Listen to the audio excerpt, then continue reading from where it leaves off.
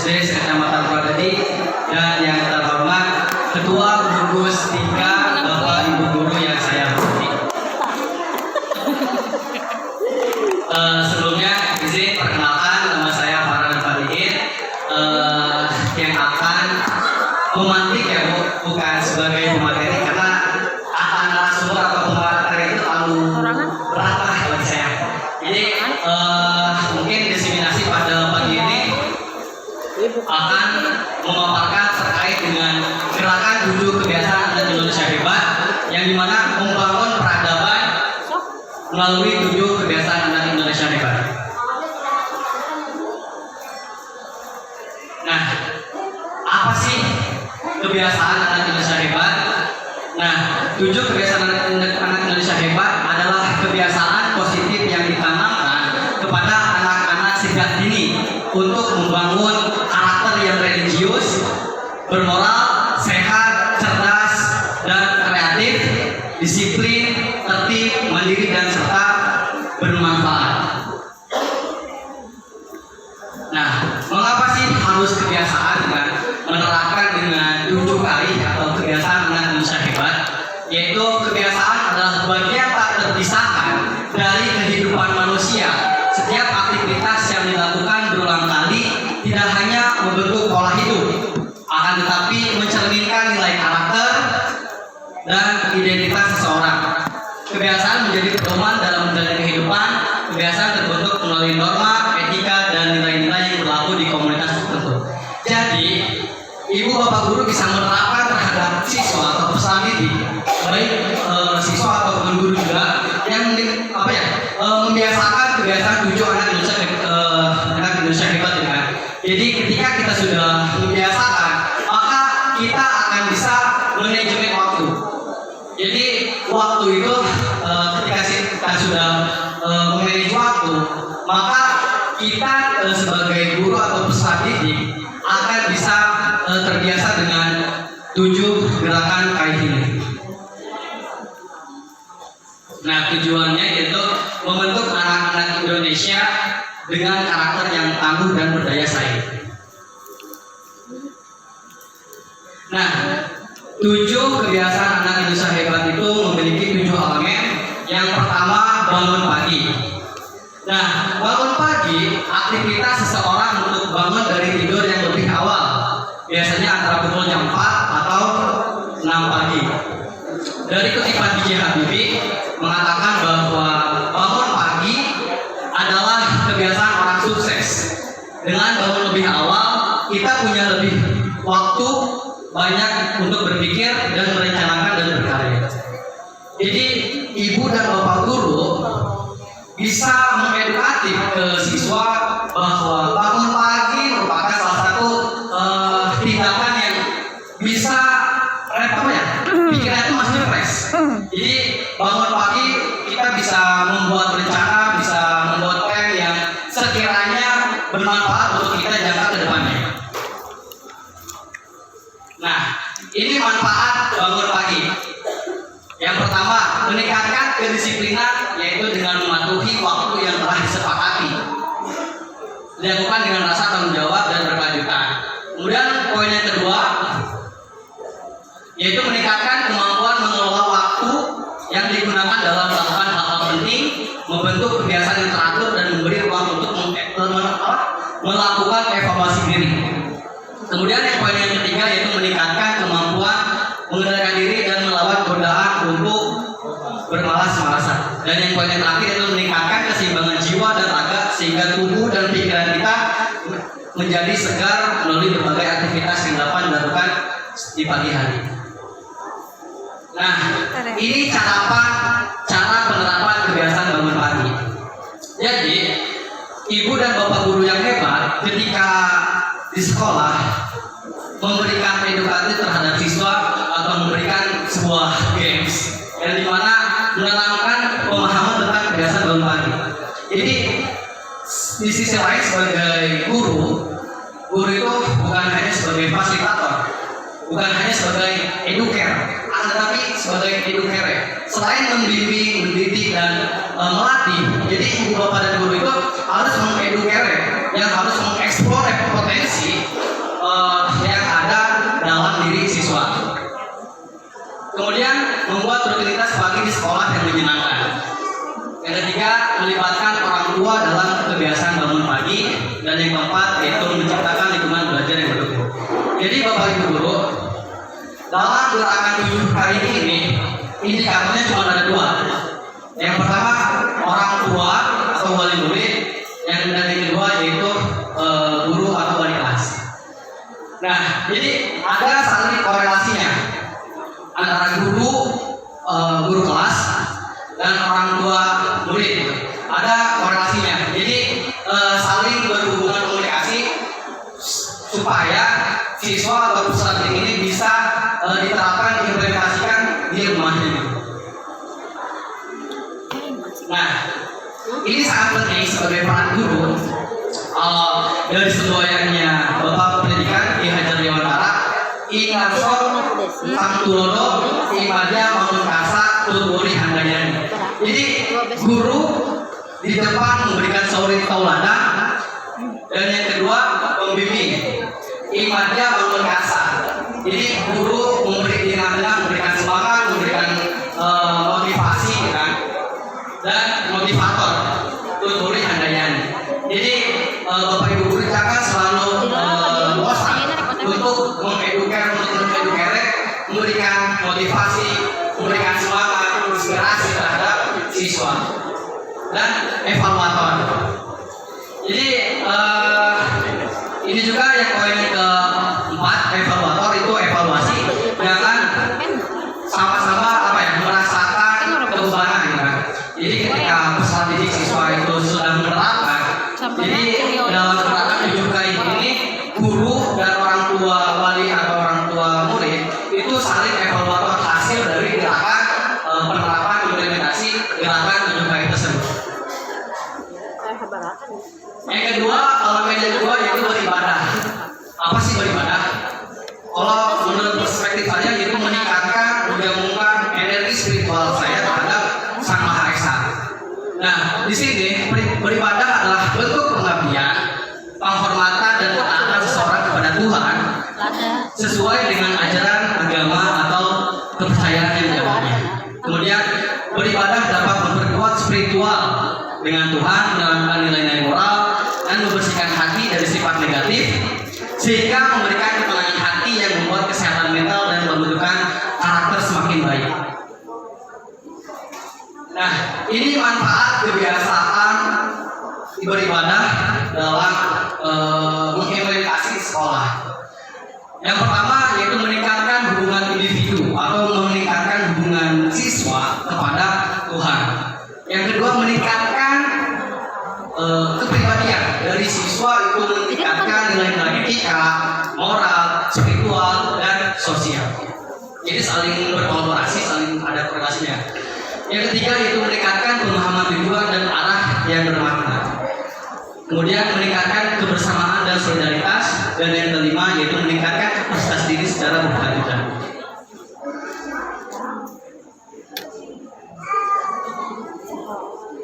Nah, ini cara penerapan terkait dengan kebiasaan anak usaha hebat dengan elemen yang kedua yaitu beribadah. Yang pertama memberikan apresiasi dan penghargaan. Yang kedua menceritakan kisah-kisah religius. Yang ketiga itu membiasakan ibadah dalam rutinitas harian, dan yang keempat itu mengoptimalkan pelibatan orang tua. Jadi mungkin di beberapa sekolah Bapak Ibu dan guru yang hebat sudah menerapkan 7 atau gerakan 7 kebiasaan usaha hebat ini, terutama dari poin elemen yang kedua yaitu beribadah terkait dengan guru PAI, guru agama, mengedukasi terkait kisah-kisah religius itu. Kemudian membiasakan ibadah dalam rutinitas harian. Nah, ini elemen yang ketiga yaitu berolahraga. Yaitu berolahraga adalah aktivitas yang dilakukan untuk meningkatkan kebugaran tubuh, menjaga kesehatan dan meningkatkan kualitas hidup. Dan olahraga memberikan dampak positif yang signifikan bagi tubuh, pikiran, mental seseorang. Selain itu, olahraga penting untuk mempersiapkan fisik dan mental anak agar lebih menjalani aktivitas sehari-hari. Jadi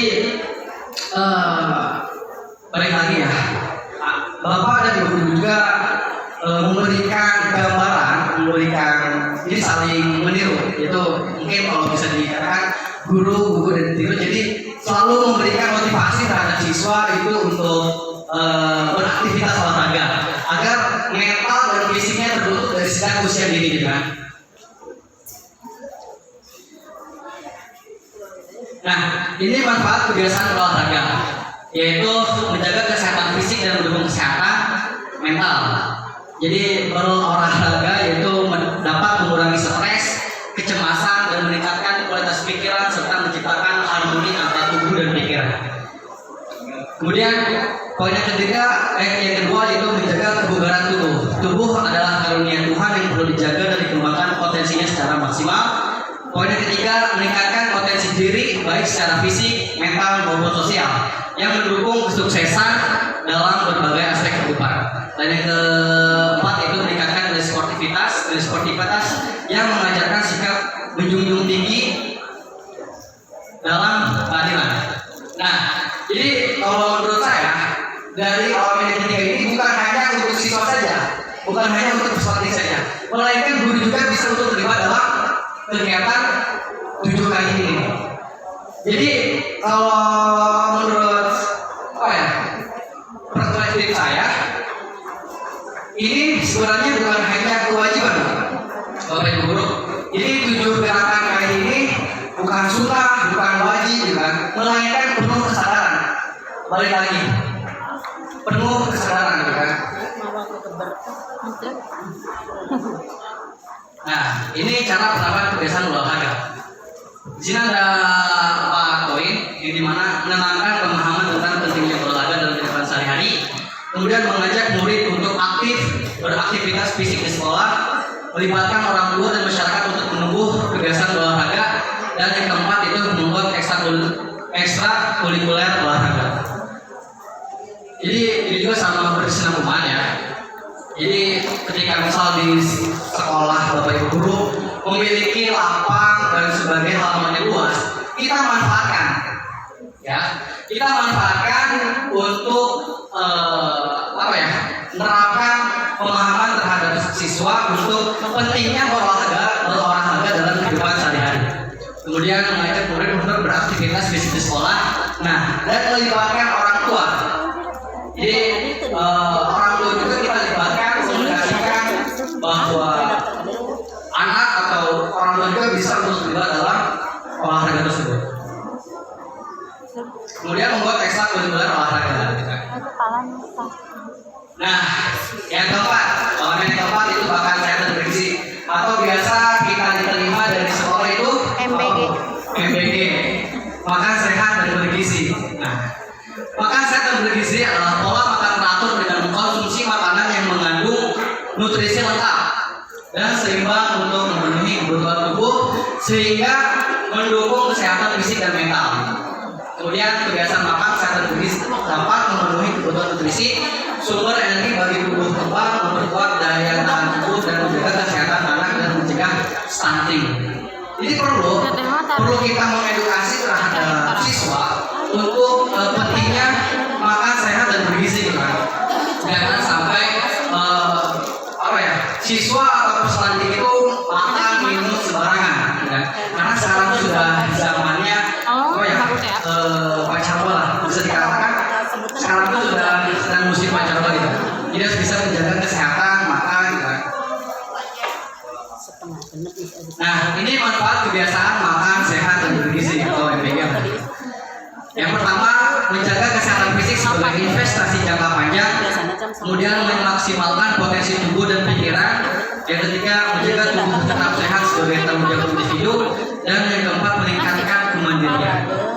Nah, selain makan sehat dan bergizi juga, jadi peserta didik atau siswa itu bisa menjaga kesehatannya gitu. Ada pola berpikir, cara berpikirnya jadi lebih paham, lebih dewasa terkait dengan milih untuk makan sehat bergizi. Maka yang sekiranya siswa itu konsumsinya makanan atau minuman itu baik, apapun yang harus dihindari gitu kan. Nah, ini cara penerapan kebiasaan makan sehat dan bergizi, yaitu poin yang pertama menanamkan pemahaman tentang manfaat makan sehat dan bergizi. Yang kedua melibatkan orang tua dalam kebiasaan makan sehat dan bergizi. Yang poin yang ketiga itu melibatkan masyarakat dalam kebiasaan makan sehat dan bergizi. Dan yang keempat itu memberikan apresiasi dan penghargaan. Sama yang seperti sudah saya jelaskan, ini sama ada kaitannya, kan, saling berkorelasi. Itu kita sebagai guru harus mengedukatif kan, kepada siswa untuk pemahaman kan. Jadi mengedukasi terus, mendoktrin terus ya, bahwa makanan sehat itu kayak gini kan. Jangan makan atau minum setiap pagi makan minum es, makan sembarang gitu kan. Maka akan bisa mempengaruhi kesehatan fisik atau kesehatan mentalnya gitu. Nah, jadi jangan selalu atau jangan bosan gitu untuk mengedukasi terhadap pemanfaatan pemahaman terkait dengan makanan sehat dan bergizi. Nah, elemen yang kelima yaitu gemar belajar. Gemar belajar adalah kebiasaan atau sikap seseorang untuk terus menambah pengetahuan, keterampilan atau wawasan baru dengan rasa senang, antusias dan berkeinginan kuat. Kemudian kunci pengembangan diri dan kesuksesan, kemudian meningkatkan kreativitas, imajinasi dan berpikir kritis, dan membentuk kepedulian dan tanggung jawab. Nah, mungkin di sekolah Bapak Ibu guru sudah menerapkan terkait dengan gemar belajar, misalnya dengan literasi, kemudian membaca buku secara pendek dan cetak panjang kan. Nah, itu juga kita bisa menjadikan rutinitas di kegiatan aktivitas dari seminggu dari hari 7 hari lah, seminggu Senin, Selasa, Rabu, Kamis, Jumat kan. Jadi mungkin dari beberapa sekolah Bapak dan Ibu dengan terkait dengan gemar belajar mungkin berbeda-beda dalam kegiatannya. Nah, ini manfaat kebiasaan gemar belajar. Poin yang pertama yaitu pengembangan diri. Gemar belajar membantu murid memperluas wawasan, beradaptasi dengan perubahan serta meningkatkan keterampilan sosial dan empati. Kemudian poin yang kedua yaitu menumbuhkan kreativitas dan imajinasi. Murid akan terbiasa berpikir kreatif dan mencari solusi baru untuk setiap tantangan. Kemudian poin yang ketiga yaitu menemukan kebenaran dan pengetahuan, rasa ingin tahu yang besar bagi murid mendorong mereka untuk terus mencari jawaban dan memperluas wawasan. Dari poin yang terakhir itu membentuk kerendahan hati dan empati. Gemar belajar mengajarkan murid untuk lebih rendah hati, empati dan untuk lebih peduli. Nah, jadi apa ya? Terkait dengan gemar belajar ini mungkin bisa dikatakan bahwa murid atau siswa sekarang kurang untuk berorientasi kan. Maka dari itu ya, kita sebagai fasilitator, sebagai inisiator, sebagai inovator terhadap di arus yang modernisasi kan. Jadi guru itu jangan selalu bosan untuk mengedukasi kan, terhadap siswanya gitu, bahwa membaca akan membuat pengetahuan wawasan yang lebih luas. Nah, ini cara penerapan kebiasaan gemar belajar, yaitu menentukan motivasi untuk gemar belajar, menciptakan lingkungan belajar yang nyaman, dan membuat jadwal belajar dengan konsisten. Jadi cara penerapannya terkait dengan gemar belajar ini, cari lingkungan yang sekiranya higienis atau bisa dikatakan nyaman lah, gitu kan? Entah di ruangan kelas ataupun di luar yang sekiranya bisa membuat kerangka berpikir atau pola berpikir siswa itu luas. Jadi memiliki imajinasinya itu jadi bebas kan, tanpa ada rasa tekanan, kan? Jadi harus kiranya kita pintar-pintar untuk mencari lingkungan yang nyaman. Kemudian membuat jadwal belajar dan konsisten. Oh maaf, ini maksudnya ke-6, tadi gemar belajar yang kelima. Nah, ini poin elemen yang ke-6 yaitu bermasyarakat. Bermasyarakat adalah hidup berdampingan dalam suatu kelompok atau komunitas, di mana individu saling berinteraksi, bekerjasama dan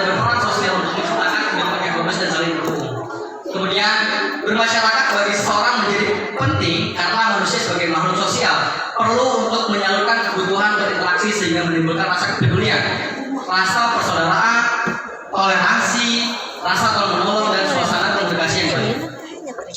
Jadi siswa juga harus mengetahui bahwa bermasyarakat itu sangat penting, bersosial sangat penting. Kita bisa ada rasa tumbuh cinta terhadap toleransi, saling menghargai, anti bullying, kan, anti mengejek, anti menghina, kan, anti mengintimidasi terhadap atas sesama kerabat atau sesama teman.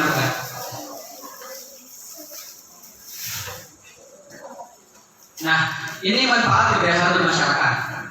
Poin yang pertama yaitu menumbuh kembangkan nilai gotong royong dan kerjasama. Kemudian menumbuh kembangkan nilai saling menghormati dan toleransi. Kemudian menumbuh kembangkan nilai keadilan dan kesetaraan. Kemudian meningkatkan rasa tanggung jawab terhadap lingkungan dan meningkatkan atau menciptakan kegembiraan. Nah, jadi Bapak Ibu guru juga, Bapak Ibu hebat, bisa memberikan pemahaman terhadap siswa bahwa kita sesama manusia sebagai ciptaan sangat solid, kan, yang dimana harus saling bersosial, harus bisa menghargai, kan, dan jangan saling berdiskriminasi atau intimidasi dengan sama teman. Jadi menciptakan kegembiraan.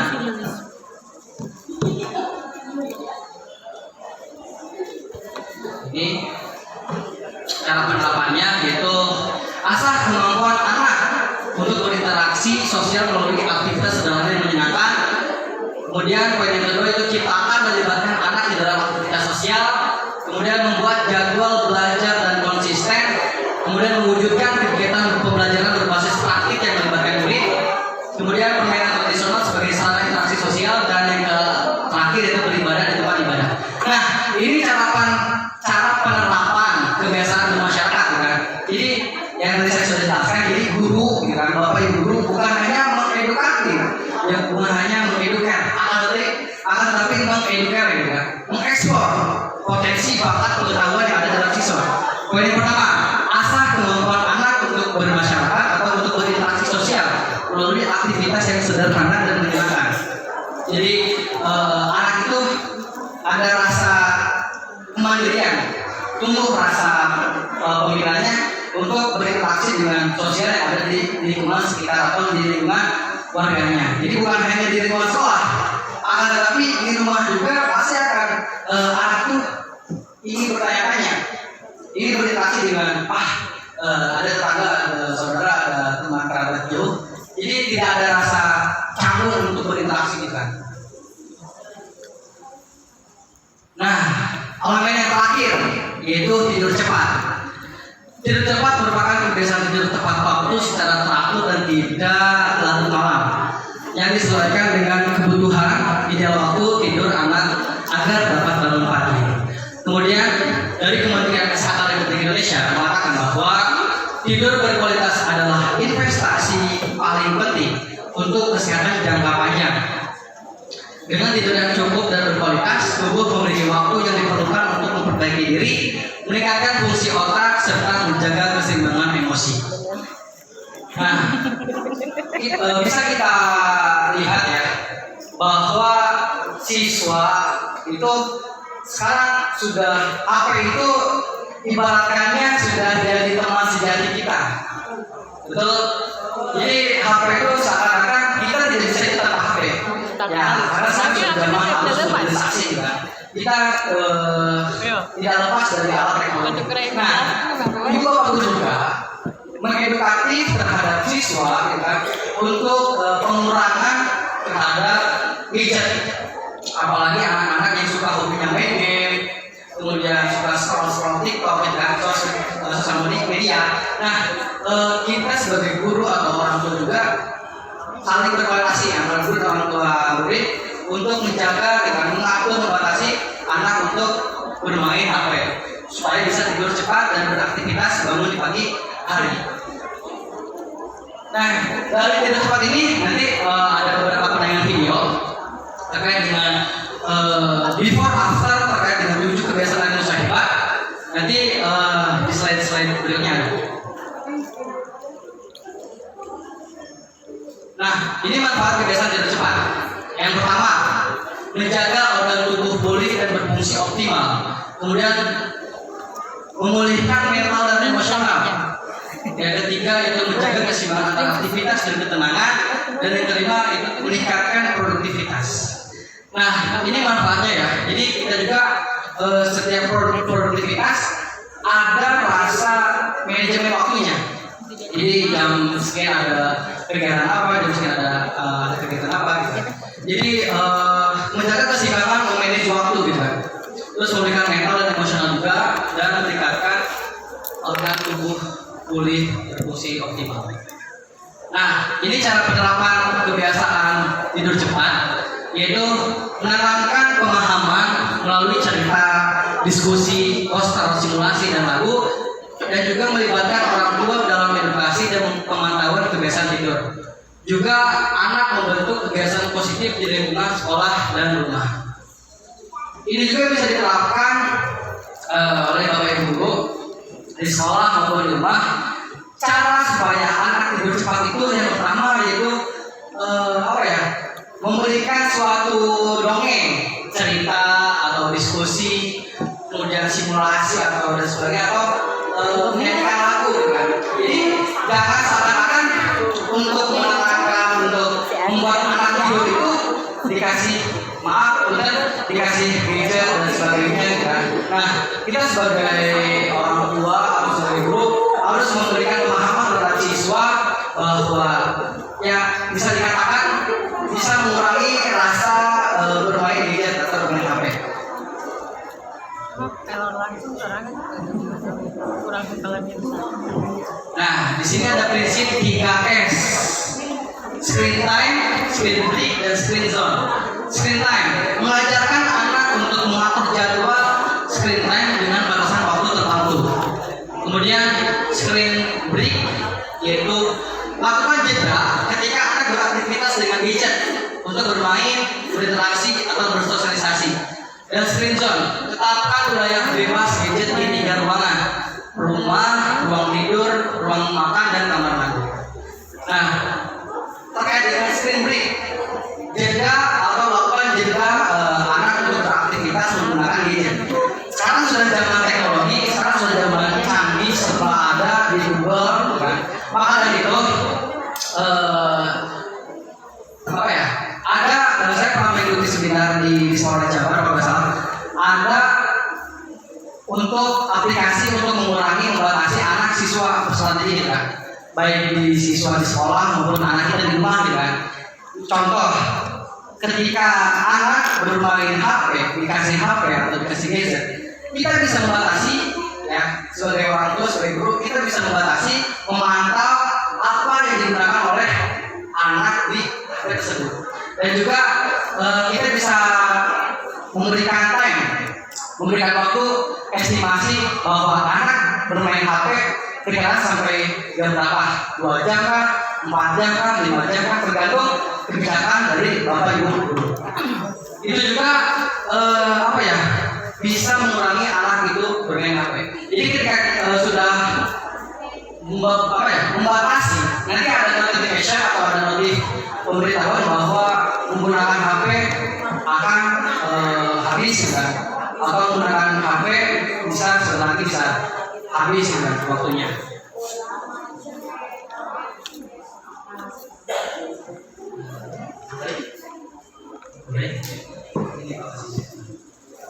Ya, terkait before after terkait dengan gerakan lebih kebiasaan anak yang muslimah. Boleh Bapak Ibu dan Guru simak dulu aku selalu bangun kecilkan sholat gak pernah fokus badan lemas karena jarang gerak setiap hari cuma pengen makan ini. Nah ini baru aku di kelas coba ketiduran bangun kalau dipanggil orang suka kadang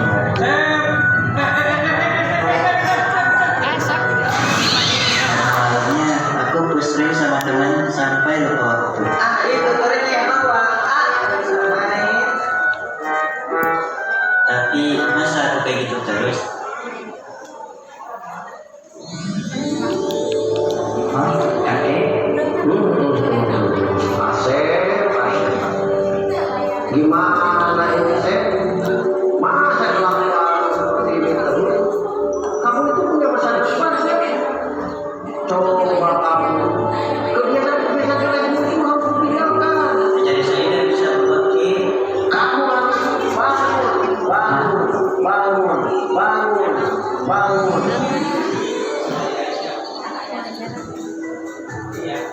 masih pagi. Oh, Beribadah dengan tekun, olahraga di pagi hari,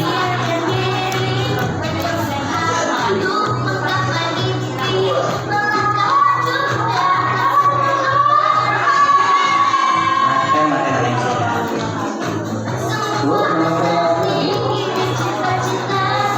belajar dengan sungguh-sungguh. Ya, siapa yang bisa jawab? Pak, jadi persebaran Indonesia Asian itu menyapa kesulitan dan yang paling penting tidak cepat yes. Boleh disiarkan. Dari besok bisa kembali terapin 7 kebiasaan anak Indonesia hebat. Kim. Ngisi download.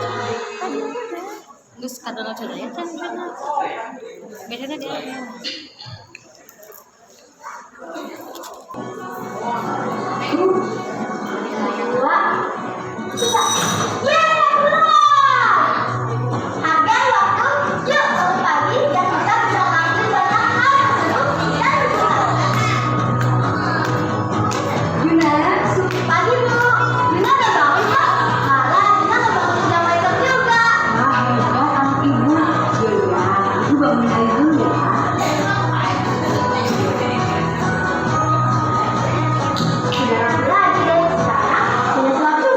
Allahu Akbar.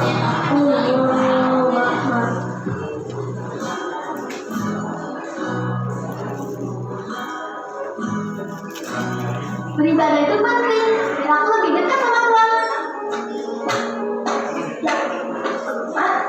Satu, satu. Satu, tadi udah langkah dulu Bu, biar makin semangat berangkat sekolahnya. Ya Bu. Nah, stretching ini.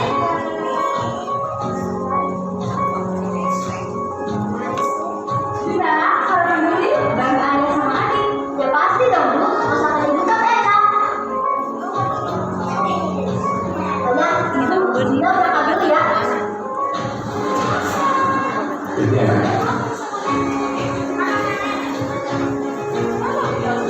Ibu berjalan. Oke Om. Selamat pagi. Selamat pagi Dina.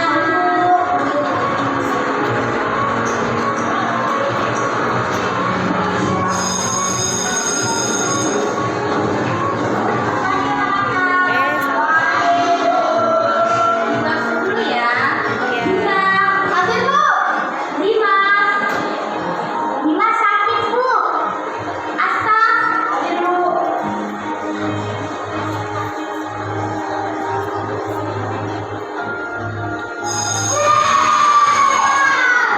Ambil mulai. Aktivitas tidak makan sehat dan bergizi. Dia tenaga terisi dan bisa melanjutkan aktivitas lagi.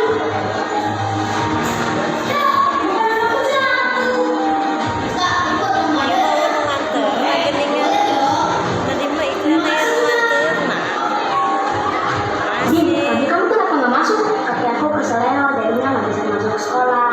Oh iya, tadi kamu belajar apa? Kayaknya aku udah satu contoh buat kamu. Yuk kita belajar bareng. Oh iya teh piringna iya. Dengan belajar itu penting banget. Soalnya kalau kita nggak belajar, bagaimana kita bisa mengetahui